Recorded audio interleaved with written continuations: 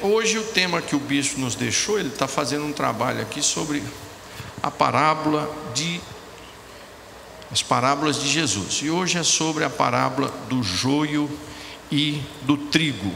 Tem um pequeno vídeo de 4 minutinhos que eu queria que você assistisse aí com o Dr. Rodrigo Silva, ele dando uma explicação aí e uma visualização, porque eu acho que a gente vendo fica melhor para nós entendermos o que é joio. Eu acho que a maioria aqui não conhece joio. Alguém aqui conhece joio mesmo? A planta mesmo, já viu de perto? Temos uma mão ali, então quer dizer, uma porcentagem muito grande que não conhece. Então vamos ver, é possível? Olá, você que me segue no Rodrigo Silva Arqueologia. Eu estou na Capadócia, uma das regiões mais lindas do mundo. Aqui é um lugar da Turquia sem igual. Vocês estão vendo vários balões aqui, a gente acabou de dar uma volta no balão agora, tem vários balões aqui, é uma região muito bonita. Agora há poucos balões, muitos já estão desativados, mas esse céu fica repleto de balões toda manhã ao nascer do sol. Mas eu resolvi gravar esse vídeo para vocês aqui por um outro motivo. Não quero mostrar só os balões e a região aqui da Capadócia, não. Eu quero mostrar isso que está em volta de mim aqui. Estão vendo essas plantinhas aqui, olha? Isso aqui é o joio que Jesus falou na Bíblia. Se você olhar bem aqui, ele parece bastante com o trigo. Você está vendo? Não parece bem um trigo? Só que isso aqui é oco. Não dá para fazer nenhuma farinha de pão disso aqui. Isso aqui é mato, como você está vendo, e ele nasce para todo lado. O joio, quando é plantado junto com uma plantação de trigo, ele causa muitos problemas, porque você imagina, ele cresce, e realmente, gente, como é parecido com o trigo. Ele cresce e quando ele está junto com o trigo é praticamente impossível, só no olho assim, saber quem é quem. Jesus então contou uma parábola inspirado nessa cena que ele muitas vezes viu ali na região da Galileia, da Judeia, a respeito de como seria o povo de Deus durante o tempo, durante a história da igreja. Ele falou que o mundo era como um campo, onde o Pai, que é o Criador, que é Deus, plantou o trigo. Mas junto com o trigo surgiu o joio, que é essa erva daninha, que engana e não dá fruto, não presta para nada. E quando os dois cresceram, os trabalhadores perceberam aquilo e perguntaram: "Poxa, Senhor, o que aconteceu aqui?" E ele falou: "Um inimigo fez isso." Essa frase é emblemática. E os trabalhadores perguntaram ao Senhor: "O Senhor quer que nós arranquemos então todo o joio agora?" E o Senhor falou: "Não, não faça isso. Deixe que cresçam juntos, para que na época do fruto nós possamos separar um de cada lado, porque se antes disso fizermos a separação, é perigoso arrancarmos o trigo junto com o joio." Os discípulos depois perguntaram para Jesus qual o sentido daquela parábola, e ele explicou então que o campo era o mundo e que o inimigo de Deus plantou no meio do joio, do meio do trigo, o joio. Mantenha, por favor, a sua Bíblia aberta. Então, está aí essa parábola, um fazendeiro fez a plantação. Enquanto ele plantava, um concorrente seu, um inimigo seu, foi e jogou uma semente de joio. E nós vimos aí como o joio parece com o trigo. Só que diferente do trigo, o trigo alimenta, é o principal alimento do mundo. Aonde você vai no mundo, você vai encontrar trigo. Não é toda terra que você vai encontrar feijão. Não é toda cidade ou todo país do mundo que você vai encontrar comidas típicas nossas. Mas o trigo é na África, é na Ásia, é na Europa, é na América do Norte, é na América Central, é na América do Sul. Aonde você vai, o trigo é usado. É a principal base de alimento mundial. Semelhante tem o joio, que é muito parecido. A gente que não conhece, se o arqueólogo ali fala para nós que aquilo era o trigo, eu ia acreditar que era o trigo, porque é muito semelhante. Mas como ele disse, o joio tem a semente que vai produzir alimento para o mundo, enquanto que o trigo, com a mesma aparência, porém é vazio, é seco. Naquela época, acontecia essa forma de guerra. Quando alguém queria estragar a plantação de uma outra pessoa, que ele implicou com aquela pessoa, durante a noite ele jogava o joio na plantação de trigo. Mais ou menos aquilo, lembra quando Absalão mandou chamar Joabe e Joabe não veio? Aí pediu de novo, Joabe não apareceu, pediu na terceira vez, não apareceu. Ele chamou os seus servos e falou assim: vai lá e põe fogo na seara do Joabe. Aí quando colocaram fogo lá na plantação de trigo de Joabe, Joabe veio rapidinho. Pô, rapaz, está maluco? O que você fez? Ele falou: eu estou te chamando, você não aparece. Então, os inimigos queriam ofender ou destruir aquela outra pessoa. Ele semeava o trigo e saía de perto, ninguém ficava sabendo o que estava acontecendo. Então, irmãos, esta parábola sobre a semeadura, que já se você observar o contexto aí, está falando sobre semeadura. O texto anterior é sobre a parábola do semeador. E uma das formas de nós entendermos as parábolas e aplicá-las é olhar o seu contexto, porque senão a gente pode aplicar aquilo que nós queremos, né? E parábola é mais do que uma explicação de um texto. Parábola é mais do que uma alegoria, uma história. A parábola é uma pregação de Jesus, é uma exposição da palavra de Jesus. É mais do que um esclarecimento, é uma própria pregação, né? Então, esta parábola, ela é peculiar, ela é única no livro de Mateus. O tema aqui, se você puder conseguir colocar aí o esboço para ficar mais fácil para as pessoas acompanhar. O tema aqui não aborda exatamente sobre igreja ou disciplina na igreja. Há outras partes na Bíblia que tratam sobre esse tema de disciplina, sobre o problema de ataques malignos na igreja, né? Aqui não. Muitas vezes a gente na pregação pega esse texto e aplica para a igreja, falando: ó, irmãos, a igreja tem joio, tem trigo, e aí vai nesse negócio de trigo e joio. Mas na verdade o texto aqui não está falando disso. Nós vamos ver aqui o que o texto está falando, porque o próprio texto é claro, então não precisa da gente ter dúvida disso aí. Então aqui aborda sobre os filhos do reino vivendo os seus desafios numa sociedade mundana. É o que a parábola está trabalhando aqui, o que Jesus está trabalhando aqui, não é uma questão interna da igreja, mas é os desafios dos filhos do reino, aqueles que o Senhor semeou a palavra, receberam a palavra. Agora, neste mundo, o diabo também vai semear a sua semente e vai gerar os filhos do diabo, né? Então nós levantamos aí os personagens desse texto. Olha só, os personagens desse texto, dessa parábola, são o homem que semeou a boa semente, o semeador, que é o filho do homem, que é Jesus, né? Para nós entendermos, vamos lá para o verso de número 36. Vamos lá, diz assim, ó. Aqui é a explicação, depois nós vamos analisar a aplicação. Nós lemos o texto, vimos o que é a história. Agora vamos ver o que é a explicação dessa história, porque os discípulos também não entenderam a história que foi contada, a parábola que foi contada. E depois nós vamos ver a aplicação. Olha só. Então, despedindo as multidões, Jesus foi para casa. E aproximando deles os seus discípulos, disseram: aqui só está praticamente os 12. Explique-nos a parábola do joio do campo. Eles não tinham entendido, né? Aí Jesus respondeu, verso 37: o que semeia a boa semente é o filho do homem. Quem é o filho do homem? Jesus. É porque esse é um termo profético do Antigo Testamento, referindo-se ao Messias, Então toda vez que Jesus, por que Jesus ficava usando filho do homem, filho do homem?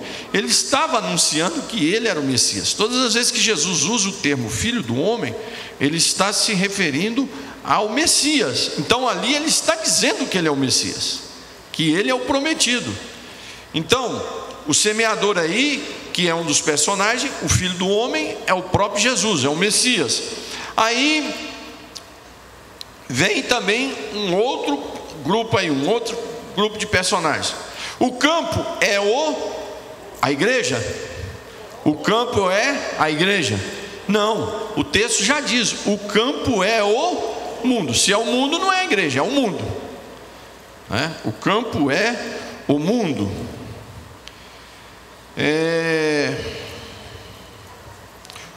O que semeia a boa semente, o filho do homem, o campo é o mundo. A boa semente são os filhos do reino. Então o trigo é quem? Os servos de Deus, o povo de Deus, a igreja do Senhor Jesus Cristo. Os crentes, a igreja, o povo de Deus são o trigo. Então você, aqui nessa parábola, você, nós somos trigo. E aí continua. O joio são os filhos do maligno, do diabo, né? Tradução revista e corrigida, filhos do diabo. Na minha tradução está filhos do maligno. Então existe filhos do reino, existe filhos do diabo, existe filhos de Deus e filhos do diabo. Então a teologia, a doutrina que prega uma paternidade de Deus, uma paternidade universal, ela não é bíblica. Deus é pai de todo mundo, ela não é bíblica. A Bíblia não ensina isso. Que Deus criou todos, Deus criou. Que Deus quer salvar a todos, Ele salva. E Ele quer salvar a todos. Que Ele enviou, que Ele amou o mundo de tal maneira e deu o seu Filho e morreu para salvar a todos, isso Ele fez. Mas Ele só é pai daqueles que nasceram de novo. Então existe filhos do reino e filhos do maligno. E aí continuando, verso 39. O inimigo que semeou é o diabo. É outro personagem dessa história. E aí começa: a colheita é o fim dos tempos, e os ceifeiros são os anjos. Então aí tem os personagens e os fatos dessa parábola, desse ensinamento de Jesus. Então, amados, o nosso Senhor Jesus tem semeado e tem nascido os filhos do reino, que são os trigos. Ele tem semeado essa semente e tem gerado o trigo. Ao mesmo tempo, o diabo tem trabalhado e tem gerado o joio. E estão aí juntos. E estão juntos. E os servos vieram e falaram: Senhor, mas vamos arrancar? Jesus falou: não é a hora. Porque se for arrancar agora, vai atingir também o trigo, né? E é assim mesmo. Para quem já conheceu plantação, eu pastoreei lá no Tocantins. Constantemente a gente estava nas roças, nos sítios, nas fazendas, né? Tem que ter uma cautela muito grande, porque se você vai arrancar, morre tudo junto. E aqui também nessa parábola, ela tem uma palavra de explicação e de esperança e consolo para nós vivermos nessa sociedade que nos produz nojo, raiva, às vezes até desânimo. Mas nesse texto aqui, ele trabalha exatamente isso. Então, amados, olha aqui, está bem claro que quem é quem e as definições geográficas aqui e os significados, as simbologias que o próprio Jesus já dá aqui. Não precisa eu ou você criar nenhuma simbologia aqui, nada disso, porque o próprio texto já explicou. Então, a partir daí, vamos meditar um pouco sobre isso aqui. Irmãos, olha aqui, nós vivemos nesse mundo, temos os desafios desse mundo. Por que que o Senhor nos traz essa palavra, nos orientando nesse sentido? E a gente muitas vezes fica desanimado. Hoje mesmo eu estava conversando com alguém, ele falou: pastor, a gente vai vendo tanta coisa nesse país que é desanimador. Mas esse é o objetivo do diabo, desde quando o Senhor Jesus implantou a igreja, é lançar a semente do joio de tal forma que nós vamos desanimando. E que semente é essa que o diabo tem lançado para poder matar o trigo, para poder matar a igreja, para poder matar a sua fé, para te desanimar, para tirar as suas forças, para te enfraquecer? Que semente, que tipo de semente, que joio é esse? Irmãos, está muito claro aí o que o diabo tem feito na sociedade para nos desanimar, para nos enfraquecer. Primeiro lugar, lá na igreja primitiva, as perseguições para matar os cristãos. Perseguições, para quem aqui já foi na Itália e viu o Coliseu de perto, o pastor Aparecido conhece lá de perto, ali foi um palco aonde os cristãos foram assassinados e destruídos e perseguidos, né? Crentes morrendo. E entenda, olha aqui, infelizmente a igreja, e aqui no Brasil tem uma ilusão sobre a igreja ser perseguida como assim uma coisa romântica, como uma coisa assim espiritual, nós sendo perseguidos, a igreja sendo perseguida. Tem uns profetas dentro do nosso meio que parece que eles têm uma sede de ver a igreja sendo perseguida para a igreja avivar. Irmão, dificilmente a igreja aviva com perseguição. A tendência da igreja com uma grande perseguição é acabar. Historicamente, eu sou professor de história da igreja. A tendência da igreja, claro, a igreja sempre foi perseguida, a igreja está crescendo, não para. Mas se você observar, algumas regiões da terra acabaram o evangelho por causa de perseguição. Você vai na Turquia, aonde era o centro da pregação, é onde foi a igreja de Éfeso, onde houve uma revolução espiritual com o apóstolo Paulo. As 7 igrejas do Apocalipse estão ali. Cadê essa igreja? Essa igreja sumiu do mapa. Por quê? Por causa da perseguição. A perseguição violenta, ela acaba com a igreja. Uma perseguição violenta aqui no Brasil, ela acaba com a igreja. Olha, se vem uma perseguição que proíbe igreja, que proíbe pastor, que proíbe você ter a sua Bíblia, que proíbe produção de Bíblia, como é que a igreja vai crescer? Mas tem crentes que vivem de um romance. Não, a igreja sendo perseguida vai ser uma glória, o povo vai se unir, o amor vai despertar. Será? Pode acontecer isso, mas pode acontecer o fim da igreja no Brasil. Quantos países, não pastor, mas lá no país tal, a perseguição, mas no subsolo tem igreja, irmão.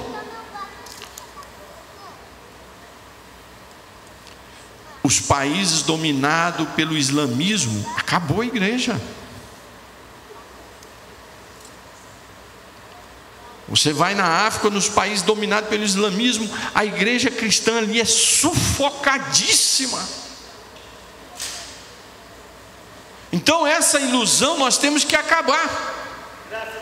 Nós temos que acabar, nós temos que orar para Deus nos dar liberdade para pregar o evangelho. Pastor, mas e as igrejas que estão aprontando, fazendo confusão? Problema deles, mas o bom é que o Senhor tenha misericórdia de nós e nos dê a oportunidade e a liberdade de estarmos falando de Jesus. Se alguém aproveita dessa liberdade, dessa oportunidade para bagunçar o evangelho, para corromper o evangelho, é problema dele.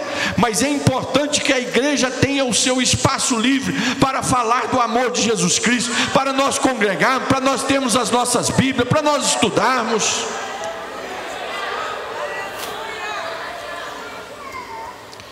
Como é que um pai vai continuar servindo a Jesus se soldados põem a espada na frente da sua filha, do seu filho, e diz: olha, se você não aceitar Jesus, nós vamos estupar aqui o seu filho e a sua filha na sua frente? Como é que a igreja cresce assim? Como é que a igreja vai crescer assim? É difícil. Vai ter o grupo fiel? Vai. Mas vai crescer assim?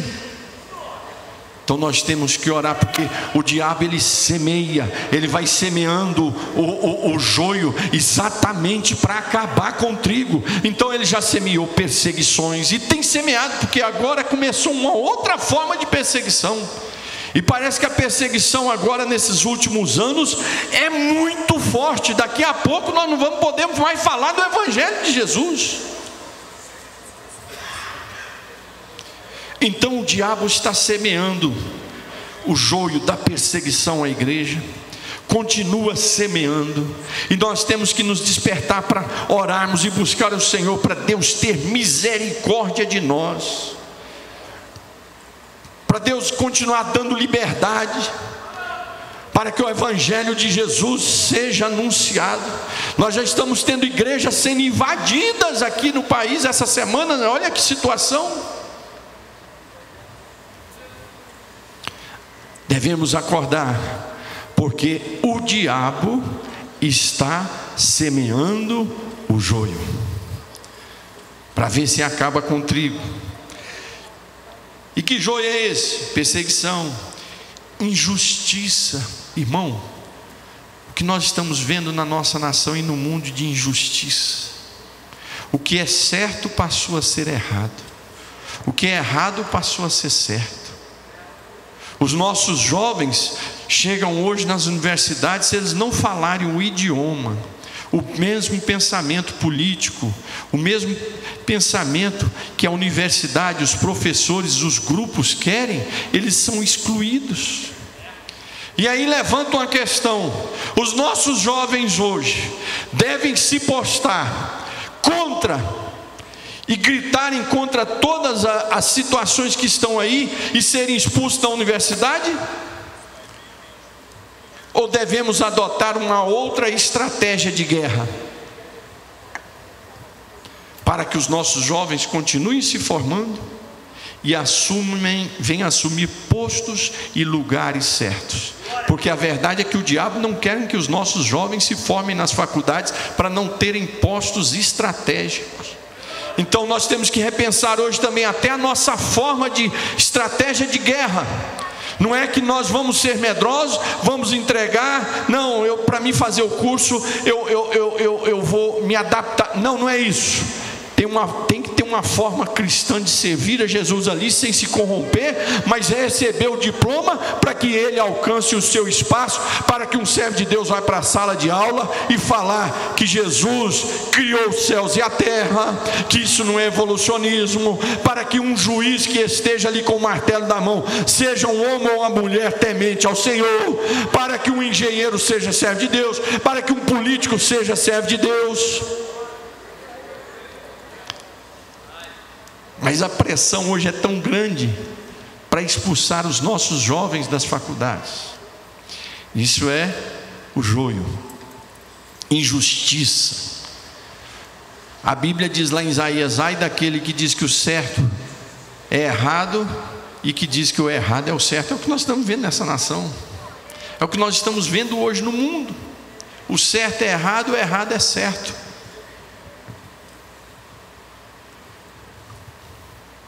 Depravação, cada vez pior, contendas, guerras. Isso é o que? Joio. Isso é o joio. Isso é o joio sendo semeado. E olha, na Europa o diabo lançou um joio chamado teologia liberal. Teologia liberal, qual é a base da teologia liberal? É uma interpretação da Bíblia chamado gramatical histórico crítico. O que é essa interpretação da Bíblia chamada histórico crítico, que começou lá no movimento iluminista, no século XVIII? É uma negação de que a Bíblia é a palavra de Deus. Tudo que está aqui é mitologia. Jesus não é o Filho de Deus, foi um homem por excelência que atingiu a um nível ético que ninguém no mundo atingiu. Então ele é um homem a ser seguido, o seu exemplo, mas ele não é um Salvador, ele não é Jesus, ele não é filho de Deus. Mas então o que sobra então? Ética. O que nós podemos aproveitar da Bíblia é o seu lado ético, de fazer o bem para o próximo, de ajudar os necessitados, de sermos educados. Isso é o que sobra da Bíblia dentro de um contexto de uma teologia liberal, dentro de uma interpretação da Bíblia como uma interpretação histórico-crítico. Nada que tem aqui é verdade. Tudo aquilo, todos os milagres, pastor, mas e os milagres que Jesus fez? Os discípulos, não, os discípulos contaram esses milagres para fortalecer a história de Jesus. Aquilo não existiu. E essa história entrou no século XVIII, XIX na Europa, e as igrejas da Europa foram se adaptando a essa teologia. E aí, junto com o racionalismo, com o iluminismo histórico que foi acontecendo, a ciência expulsou a filosofia, a teologia, agora é a razão, é a ciência. Na área teológica esse ensino que a Bíblia é mito, porque enquanto existir religião vai haver guerra, briga, então nós temos que ser éticos, vamos parar com esse negócio. E aí começou a surgir as grandes descobertas científicas e o mundo se iludiu. Oh, que maravilha! Sabe o que aconteceu? Isso, palavras de Karl Barth, né? Foi um grande teólogo liberal no seu início. Quando veio, ele era pastor de uma igreja na Europa, na Alemanha. Quando veio a Primeira Guerra Mundial, do nada surge uma guerra mundial. Do nada, logo junto com a guerra mundial, logo em seguida já veio aquela praga da gripe espanhola. Daqui a pouco, em seguida, já veio de novo a Segunda Guerra Mundial. E esse joio acabou com a igreja na Europa. O que é hoje a Europa em relação à igreja, irmãos? Em alguns cantinhos lá você acha uma igreja a coisa mais difícil. Hoje as igrejas hoje na Europa é para você fazer visita, conhecimento cultural e intelectual. O que foi isso? Um joio que acabou com a igreja. Então isso é terrível. E o que mais, pastor? Porém, pastor, mas e aí?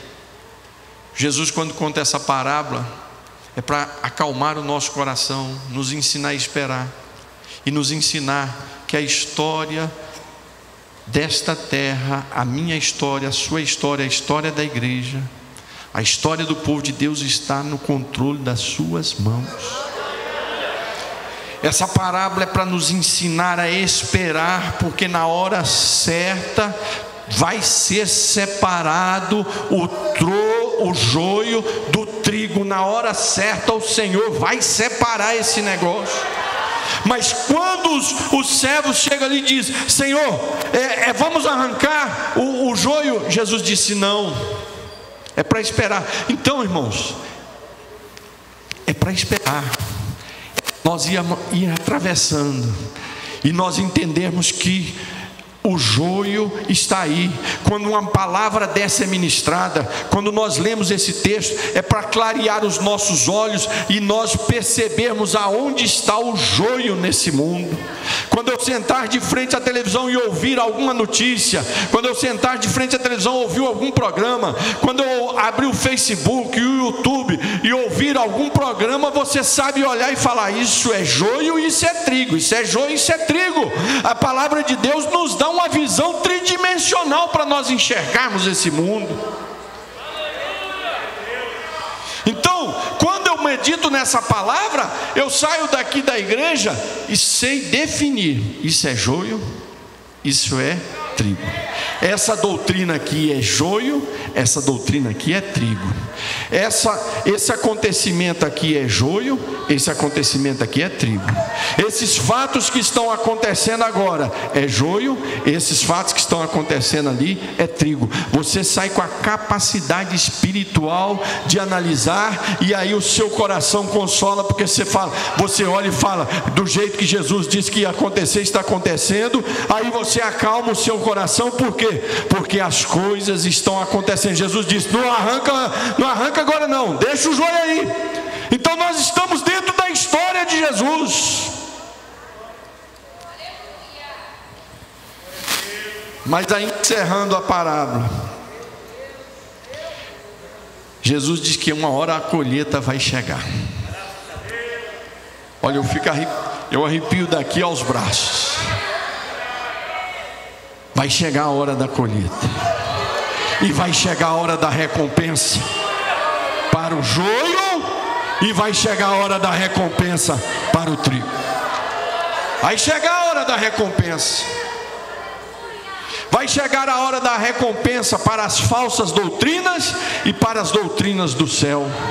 Vai chegar a hora da recompensa para esses que oprimem a igreja, e vai chegar a recompensa para os fiéis da igreja. Então essa parábola, ela acalma o meu coração. Essa parábola, ela me diz, acalma, não desespera. Como esse irmão hoje de manhã me disse, pastor, já não aguento mais, tem hora que dá vontade de parar, porque a gente olha, dá um desânimo de tudo. Mas a palavra aqui está dizendo, fica calmo, o Senhor está no controle. O joio não foi tirado porque Ele não quis, mas vai vir a hora da colheita, e tudo vai ser separado de acordo como o Filho do Homem quer. Não é como o diabo quer, mas é de acordo com o Filho do Homem quer. E aí vamos lá, para encerrarmos. Pois assim como o joio é colhido, verso 40. Pois assim como o joio é colhido e jogado aonde? No fogo. Desculpa, vamos pelo 39 primeiro. O inimigo que semeou é o diabo. A colheita é o fim dos tempos. Então vai chegar a colheita. Vai chegar. O dia da colheita vai chegar. Né? Vai chegar. Aí diz assim: e os ceifeiros são os anjos. Os anjos vai vir ceifar. Vai vir buscar o trigo. Os anjos vão vir recolher o trigo para o celeiro.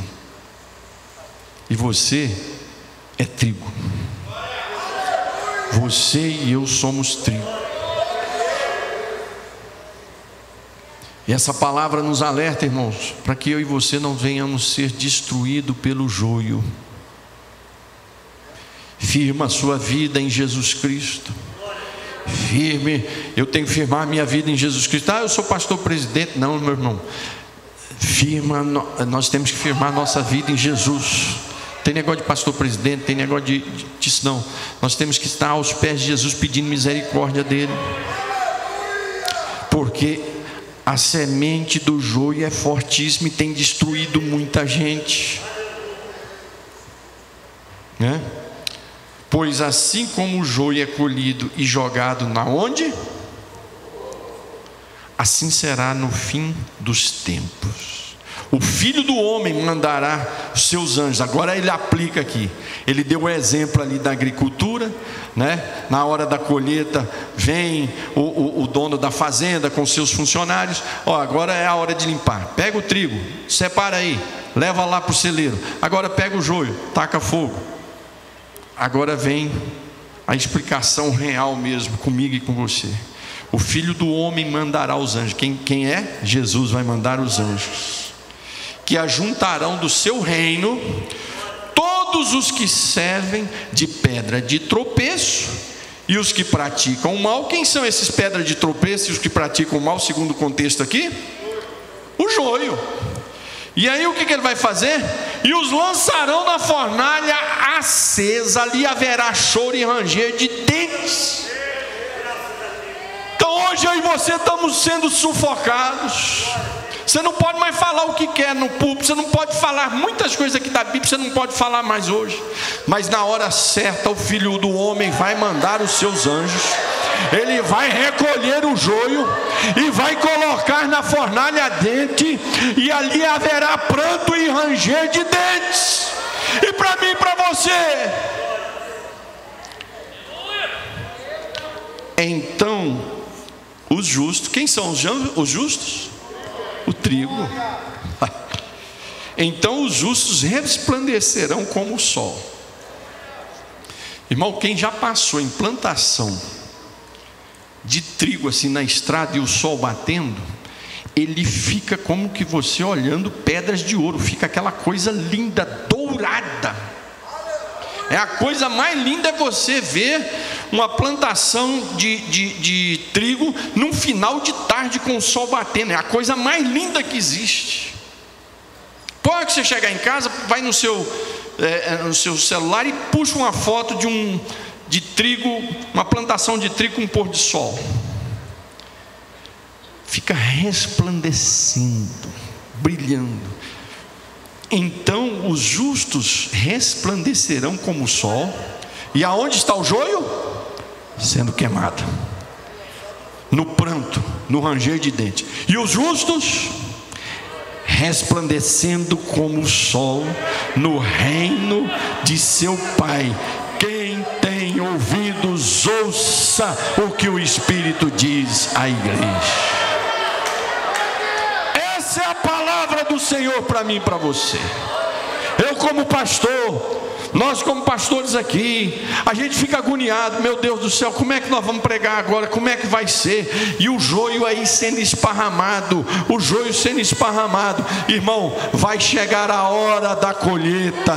O Senhor, que é o semeador, Ele vai enviar os seus anjos. E esses que têm infernizado o mundo com falsas doutrinas, com falso ensino, perseguição à igreja, corrupção, sujeira, o Senhor os lançará no fogo. E os justos que ficaram fiéis, permaneceram fiéis, a igreja do Senhor Jesus Cristo vai ser tomada por Ele, e vão resplandecer como o sol no reino de justiça, e estaremos com Ele para sempre, glorificando e adorando o seu nome. Deus abençoe cada um de nós. Pastor, podemos fazer uma oração? Vamos ficar de pé. Escolhe uma pessoa, coloca a mão no ombro dessa pessoa.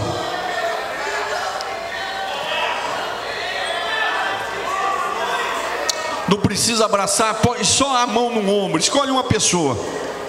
Inclusive, se eu peço uma pessoa, porque você vai orar por essa pessoa. Pergunte o nome dela se você não conhece. Por quê, pastor? Para você citar o nome dessa pessoa nessa oração. Se é João, fala: Senhor, está aqui o João. Está aqui, Jesus, é um trigo teu. Ah, Deus, você vai orar por ele agora. Vai orar pela casa dele, pela vida dele, pela fé dele, pelo ministério dela. Senhor Jesus, estamos aqui diante da tua palavra. Estamos aqui, ó Deus querido, diante do teu altar. Estamos aqui meditando na tua palavra com a tua igreja. Pai de amor e de misericórdia, Senhor, estamos nesse mundo aonde o joio também está sendo semeado, mas está aí a tua igreja, que é o trigo, está aí o teu povo, que é o trigo. Estamos nós aqui, ó Deus querido, o Senhor nos semeou também, somos teu povo, somos trigos, pertencemos ao teu celeiro, e estamos aguardando o dia da ceifa, aonde o Senhor vai enviar os teus anjos, aonde o Senhor vai separar trigo de joio, aonde o Senhor vai recompensar o joio por ter perturbado o campo, por ter infernizado o trigo, mas também o Senhor vai separar o trigo e vai fazer a tua igreja resplandecer. O Senhor vai fazer a tua serva resplandecer. O Senhor vai fazer o teu servo resplandecer. Senhor, nos sustenta na tua casa, nos sustenta na tua palavra. Senhor, fortalece a tua igreja, nos dê liberdade para pregar o evangelho. Não deixa, Deus querido, o joio igreja. Não deixa o joio, ó Deus querido, fechar a tua igreja. Mas Jesus, que o Senhor esteja conosco, que o Senhor nos fortaleça, que o Senhor nos renove. Senhor, diante de tantas situações desanimamos, queremos parar, mas nessa noite, pelo poder da tua palavra, aonde tiver uma igreja, onde tiver um teu servo, fortalece agora, renova as forças. Assim nós oramos em nome do Pai, do Filho e do Espírito Santo. Amém, amém e amém. Muito obrigado, pastor.